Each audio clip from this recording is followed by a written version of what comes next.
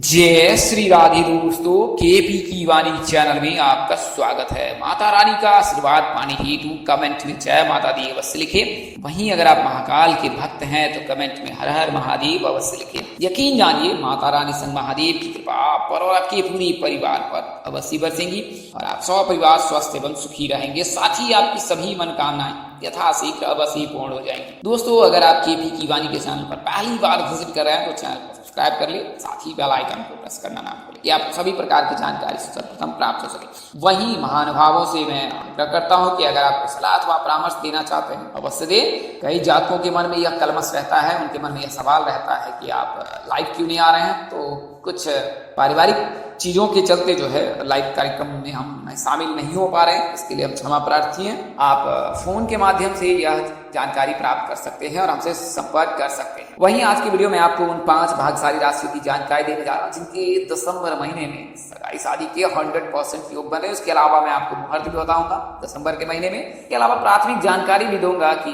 कैसे और किन बातों का आपको ध्यान रखना चाहिए विवाह से पूर्व और विवाह के पश्चात। खासकर महिलाएं और माताएं और पिता, जो जातक के माता पिता होते हैं, उन्हें इन चीजों का अवश्य ख्याल रखना चाहिए। तो इसके बारे में विस्तार से जानकारी प्राप्त करेंगे। उससे पहले मैं बता दूं कि अगर आपके विवाह में बाधा आ रही है, आपके माता पिता परेशान है, आप परेशान हैं, आपके जानने वाले परेशान हैं, बने काम बिगड़ रहे हैं, रिश्ते तय नहीं हो पा रहे हैं, तो इसके क्या कारण हो सकते हैं। आपने विभिन्न प्रकार के ज्योतिषों से सलाह ली होगी, इसके बावजूद भी काम नहीं बन पा रहा है, तो ऐसा क्यों हो रहा है। आपने दोष निवारण भी कराया, तो आपको मैं सलाह दूंगा कि एक बार आपकी वाणी से अवश्य संपर्क करें और इसकी पूर्ण विश्लेषण जानकारी अवश्य प्राप्त करें। हम लोग मौखिक और लिखित दोनों ही माध्यमों से आपको पूरी जानकारी देंगे। आप चाहे तो मौखिक जानकारी का चयन कर सकते हैं या फिर आप लिखित जानकारी का चयन कर सकते हैं। हमारा संपर्क नंबर 85218356 सुनिए 8521835670। तो इस नंबर पर आप संपर्क कर सकते हैं और अपने विवाह संबंध की जानकारी प्राप्त कर सकते हैं। इसमें आपको A to Z यानी कि आपकी शादी कब होगी, कहाँ होगी, कैसे होगी, किससे होगी, किस दिशा में होगी, कितनी दूरी पर होगी, किस नाम से होगी, किस राशि से करनी चाहिए, जीवन साथी का रंग रूप स्वरूप स्वभाव और उनका करियर कैसा होगा, आपका करियर कैसा रहेगा। अगर आप लव मैरिज करना चाहते हैं तो माता पिता सहमति मिलेगी कि नहीं मिलेगी, ससुराल में घर द्वार कैसा होगा, सास ससुर का स्वभाव कैसा होगा, पति कितना पढ़ा लिखा होगा, पत्नी कितनी पढ़ी लिखी होगी। ये तमाम तरह की जानकारी जो है अब आप केपी की वाणी से प्राप्त कर सकते हैं। कुंडली विश्लेषण करा के अगर बनी हुई है तो आप व्हाट्सएप पर संपर्क कर सकते हैं। वहीं अगर नहीं बनी है तो आप विश्लेषण करा लें। और अगर कोई दोष लगता है, मुख्यतः 5 प्रकार के दोष लगते हैं जिसके चलते विवाह में बाधा आती है। ये दोष मंगल दोष है, गुरु अंगारक दोष है, गुरु चंडाल दोष है, इसके अलावा कालसर्प दोष है और पितृ दोष है। आप अपने स्थानीय पंडित और ज्योतिष से संपर्क कर उसका निवारण करा सकते हैं अथवा प्राचीन से मंत्र में पाए और निवारण कराना श्रेष्ठ कर्म माना जाता है। खासकर उज्जैन स्थित महाकालेश्वर, त्र्यंबकेश्वर स्थित जो है वहां शिव के मंदिर जो है, वहां ज्योतिर्लिंग स्थापित है त्र्यंबकेश्वर में, वहां पर भी अगर आप इसका निवारण कराते हैं तो आपको तत्काल से ही मुक्ति मिल जाती है। आइए पहले मैं आपको विवाह मुहूर्त बताता हूँ दिसंबर महीने के। दिसंबर 5 का दिन शुभ है, मंगलवार का दिन शुभ है।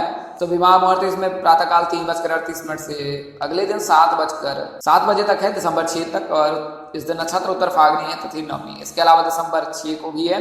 दिसंबर 6 का जो दिन है वो बुधवार का दिन है। इस दिन मुहूर्त 7 बजे सुबह से लेकर अगले दिन 7:01 तक है और इस दिन नक्षत्र भी उत्तर फागनी है, तिथि नवमी एवं दसवीं है। इसके अलावा लगातार 7 दिसंबर को भी मुहूर्त है। इस दिन गुरुवार है, प्रातःकाल 7:01 से लेकर संध्याकाल 4:09 तक है। नक्षत्र हस्त है, तिथि दसवीं है, मुहूर्त 5:06 से लेकर 7:01 8 दिसंबर तक भी है नक्षत्र हस्त एवं तिथि एकादशी है। तो ये जो मुहूर्त मैंने आपको बता रहा हूँ 4 घंटे से अधिक का मुहूर्त। इसके अलावा भी 2 घंटे, 3 घंटे, 1 घंटे का भी मुहूर्त है, उसकी मैंने गणना नहीं की है और नहीं जानकारी दी है। 4 घंटे से अधिक जिन दिनों में मुहूर्त रहता है उसकी जानकारी मैंने दी है। इसके अलावा दिसंबर 8 को भी शुभ मुहूर्त है। इस दिन शुक्रवार है, 7:01 से लेकर 8:54 तक नक्षत्र हस्त है, तिथि एकादशी है। इसके अलावा 9 दिसंबर को भी मुहूर्त है। 9 दिसंबर को 10:43 प्रातःकाल से 11:37 तक है, देर रात तक। नक्षत्र स्वाति है जबकि तिथि द्वादशी है। इसके अलावा 11 दिसंबर का भी दिन जो है शुभ है। इस दिन सोमवार का दिन पड़ रहा है। मुहूर्त प्रातःकाल 6:24 से अगले दिन 7:04 तक है। नक्षत्र अनुराधा है, तिथि अमावस्या एवं चतुर्दशी है। इसके अलावा अंतिम जो दिन है वो दिसंबर 15 है। दिसंबर 15 शुक्रवार का दिन है। मुहूर्त का समय बताया 8:10 से लेकर अगले दिन 6:24 तक है और दिसंबर 16 तक है। नक्षत्र उत्तराषाढ़ है, तिथि तृतीया एवं चतुर्थी है और उसके पश्चात जो है खरमास प्रारंभ हो जाएगा। तो फिर खरमास प्रारंभ हो जाता है और फिर जनवरी 16 तक कोई भी शुभ मुहूर्त नहीं है। जनवरी 16 से जो है विवाह मुहूर्त का प्रारंभ होगा 15 जनवरी तक खरमास रहने वाला है। तो इन चीजों का आपसे ध्यान रखें। हालांकि मंगलवार का दिन का चयन ना करें। 5 दिसंबर का दिन मंगलवार पड़ रहा है, लेकिन मंगलवार के दिन शास्त्र में जो है विवाह करने की मनाही होती है, तो मंगलवार के दिन का चयन ना करें। आइए कुछ मैं आपको प्राथमिक जानकारी अन्य भी दे देता हूँ। तो कन्या के विषय में मनु कहते हैं, ऋषि मनु कहते हैं कि कन्या अधिक अंग वाली नहीं हो, या अंग अधिक ना हो, वाचाल ना हो, ज्यादा बोलने वाली ना हो, पिंगल ना हो, रोग भी ना होनी चाहिए। अगर ये 4 चीजों का ध्यान रखते हैं तो फिर लड़के का जो है वैवाहिक जीवन सुखमय रहेगा। अगर वो किसी बीमारी से पीड़ित रहती है तो फिर आपका धन का व्यय हो सकता है। इसके अलावा अगर वो जाचाल है तो फिर वो ज्यादा बोलने वाली है तो फिर वो स्वभाव से तेज हो सकती है। इसके अलावा अधिक अंग वाला भी शुभ नहीं माना जाता है। विवाह में सपिंड, विचार, गोत्र आदि का विचार कर लेना चाहिए। विवाह में स्त्रियों के लिए गुरुबल तथा पुरुषों के लिए रवि बल देख लेना चाहिए। कन्या एवं वर को चंद्रबल श्रेष्ठ अर्थात चौथा, 8वां, 12वां चंद्रमा नहीं लेना चाहिए। वहीं गुरु तथा रवि भी चौथे, 8वें एवं 12वें में नहीं रहना चाहिए। विवाह में बात करें मास की तो माघ, फागुन, वैशाख, मासिक, ज्येष्ठ और आषाढ़ का महीना बेहद शुभ होता है कन्या के लिए। इन महीनों में अगर कन्या का विवाह होता है तो कन्या वैवाहिक जीवन है वो सुखमय रहता है, यानी कि विवाह पश्चात जो है वो सौभाग्य प्राप्त करती है, सुख समृद्धि उन्हें प्राप्त होती है, संतान की प्राप्ति होती है। बात करें नक्षत्र की तो रोहिणी, तीनों उत्तरायण, रेवती, मूल, स्वाति, मृगशिरा, मघा, अनुराधा, ये हस्त्र, ये सभी नक्षत्र शुभ माने जाते हैं। विवाह में सौर मास ग्रहण करना चाहिए।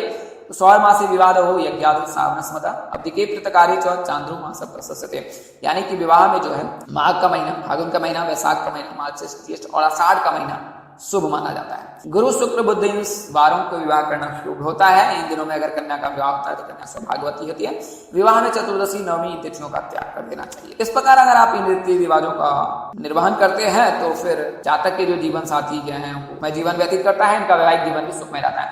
इसके अलावा मैं कुछ अन्य प्राथमिक जानकारी देता हूँ। तो सोमवार, बुधवार और गुरुवार, शुक्रवार 4 माने जाते हैं विवाह के लिए। तो सप्ताह में मंगलवार के दिन का चयन ना करें। इसके अलावा शनिवार के दिन का भी अगर आप चयन ना करते हैं तो यह ज्यादा श्रेष्ठ होगा। तो मंगलवार के दिन शास्त्र में बिल्कुल ही विवाह करने की मनाही होती है। विवाह के लिए जो शुभ तिथियां हैं द्वितीया, तृतीया, पंचमी, सप्तमी, एकादशी एवं त्रयोदशी है। शुभ मुहूर्त बात करें तो अभिजीत मुहूर्त और गोधूली बेला सबसे शुभ माना जाता है। शुभ लग्न राशि की बात करें तो शुभ लग्न राशि जो है वो मिथुन, कन्या और तुला राशि है। शुभ तारा की बात करें गुरु और शुक्र तारा का उदय रहना जरूरी है। कई लोग जो है अगर गुरु और शुक्र तारा अस्त होते हैं उस समय में भी विवाह कर लेते हैं, तो ऐसा बिल्कुल ना करें। इससे आपको सुख और सौभाग्य प्राप्ति नहीं होगी। बात करें सूर्य भ्रमण की, वृषभ राशि में, मिथुन राशि में, वृश्चिक राशि में, मकर राशि और कुंभ राशि में भ्रमण करना शुभ होता है। इन राशियों में अगर सूर्य भ्रमण करते हैं और इनमें अगर आप विवाह करते हैं तो वैवाहिक जीवन सुखमय बात करते हैं। ये शुभ करण माने जाते हैं। अगर इस करण के जातक हैं वैवाहिक जीवन उनका सुखमय रहता है। बात करें शुभ योग की तो प्रीति योग, सौभाग्य योग, हर्षण योग, ये सारे सौभाग्य योग होते हैं। इसमें सौभाग्य योग सबसे शुभ माना जाता है। इस विवाह योग में विवाह करना श्रेष्ठ होता है। आइए मैं आपको उन 5 राशियों के बारे में बता दूं। पहली जो राशि है उसके बारे में मैं इसके लिए बता देता हूं कि शुक्र का जो गोचर होगा वो 30 नवंबर को तुला राशि में होगा। और जब तुला राशि में शुक्र गोचर करेंगे तो दिसंबर का महीना तुला राशि के जातकों शुभ रहेगा। तो ये प्रथम राशि तो तुला राशि है, इसके बारे में विस्तार से बताऊंगा। इसके अलावा 5 राशियों के बारे में बताऊंगा। आइए उसके बारे में बारी बारी से जानकारी प्राप्त कर लेते हैं। तो प्रथम राशि मेष राशि है। गुरु का गोचर मेष राशि में हो रखा है। 1 मई 2024 तक मेष राशि में ही रहेंगे। 30 अक्टूबर को जो है मेष राशि के जातकों को गुरु चंडाल दोष से मुक्ति मिल जाएगी। तो मेष राशि के जातक के लिए श्रेष्ठ समय है। इस समय में आपके प्रणय सूत्र में बंधने के प्रबल योग है। वर्तमान समय से भी नवंबर में भी, दिसंबर में भी, फिर जनवरी, फरवरी में भी, मार्च में भी, अप्रैल मई में विवाह मुहूर्त नहीं है। तो फिर इन 3 महीने में जो है उनके शादी और सगाई के प्रबल योग बने। अगर मेष राशि के जातक के जन्म तिथि के अनुसार से अगर आप देख रहे हैं 22 वर्ष से लेकर 27 वर्ष के मध्य के जातकों के विवाह के योग बन रहे हैं, प्रबल योग बन रहे हैं। बात करें दिशा की तो दक्षिण दिशा हो सकती है। अगर आप प्रस्ताव लेकर दक्षिण दिशा की ओर जाते हैं परिस्थिति तय होने के 100% योग बनते हैं। वहीं बात करें अगली राशि की तो अगली राशि कर्क राशि। कर्क राशि के जातक के लिए उत्तर दिशा शुभ होता है क्योंकि कर्क राशि के जातक के जो राशि स्वामी है सूर्य शुक्र है। तो कर्क राशि के जातक के जो है गुरु इसमें उच्च के होते हैं। तो कर्क राशि के जातकों के शुभ योग बनेगा। ये उत्तर दिशा इनके शुभ है। बात करें नाम अक्षर की तो एल नाम के जातक, जी नाम के जातक, एस नाम के जातक, एव नाम के जातक, इनमें से किसी एक जातक के साथ आप प्रणय सूत्र में बन सकते हैं अगर आप कर्क राशि के जातक हैं। तो ना केवल इस वर्ष बल्कि आगामी वर्ष में भी आपके लिए शुभ योग बनेगा अगर आप कर्क राशि के जातक हैं, क्योंकि कर्क राशि के जातकों के जो है में गुरु उच्च के होते हैं। अगले वर्ष गुरु का राशि परिवर्तन होगा और गुरु जो है वो वृषभ राशि में प्रवेश करेंगे। तो कर्क राशि के जातकों के लिए भी शुभ योग बनेगा। इसके अलावा जो है कन्या राशि, तो कन्या राशि में जो है गोचर होगा तुला केतु का गोचर कन्या राशि में होगा। और कन्या राशि के जातकों के में शुक्र का भी गोचर नवंबर महीने में हो रहा है। तो इसके लिए जो है नवंबर में अगर सगाई होती है, शादी जो है दिसंबर महीने में होने के प्रबल योग है अगर आप कन्या राशि के जातक हैं। उत्तर दिशा में विवाह के योग बन रहे हैं। बात करें नाम की तो ए नाम के जातक, एस नाम के जातक, जी नाम के जातक, डी नाम के जातक के साथ कन्या सूत्र में आपके बनने के प्रबल योग है। आप श्री हरि विष्णु जी की पूजा उपासना कीजिए। वैसे कन्या राशि के जातक धार्मिक प्रवृत्ति के होते हैं तो इन्हें भगवान की कृपा हमेशा बरसती रहती है इन पर, और एक बार अपने पैर पर खड़े हो जाते हैं तो इसके साथ ही कन्या सूत्र में बनना चाहते हैं तो इसके लिए कन्या राशि के जातकों के विवाह में थोड़ा सा विलंब होता है, लेकिन नवंबर के महीने में आपके प्रबल योग है। इसके अलावा दिसंबर में भी योग बने। तुला राशि, जैसे मैंने आपको बताया कि तुला राशि में ही शुक्र का गोचर होगा तो तुला राशि के जातकों को शुभ योग बनेगा।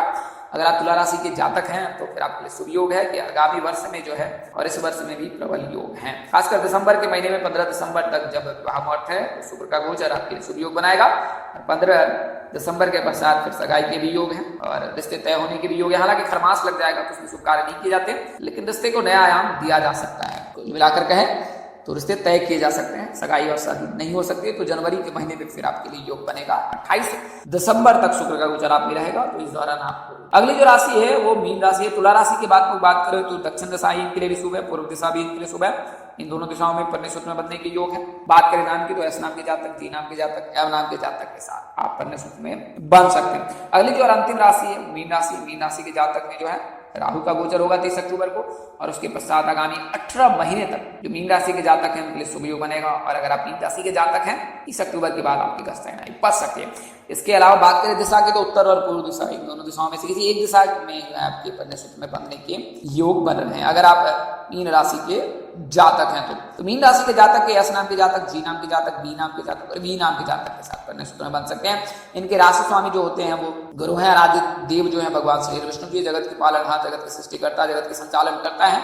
अगर आप उनके शरण चरण में रहते हैं, चूंकि आप धार्मिक प्रवृत्ति के होते हैं और धर्म कर्म में विशेष रुचि होती है तो इसके लिए विशेष कृपा आप पर गुरु की और भगवान श्री विष्णु की कृपा बरसती ही है। इसके अलावा भी अगर आप भगवान श्री विष्णु जी की पूजा उपासना करते हैं तो आपकी 100% में बन जाएंगे। तो आज के लिए इतना ही, अगले वीडियो में फिर मिलेंगे। तब तक के लिए मुझे इजाजत दे। आप जहां रहें मस्त रहें, स्वस्थ रहें, व्यस्त रहें। माता रानी की असीम कृपा आप पर बरसती रहे। परमपिता परमेश्वर आपको सद्बुद्धि, सद्मार्ग और आगे बढ़ने की शक्ति दे। इन्हीं शुभकामनाओं के साथ आपसे विदा लेता हूँ कि जल्द एक नए वीडियो और एक नई जानकारी लेकर आपके हाजिर रहूंगा। तब तक के लिए नाचीज दोस्त को इजाजत दे। जानकारी देने में अनुष्ठ कोई गलती है, त्रुटि रह गई हो तो मुझे क्षमा कर दीजिएगा। मेरी कोशिश आपको सबके सही जानकारी देने के लिए। आज के लिए इतना ही, अगले वीडियो फिर मिलेंगे। तब तक के लिए नमस्कार, जय श्री राम दोस्तों, जय श्री कृष्णा, जय माता दी।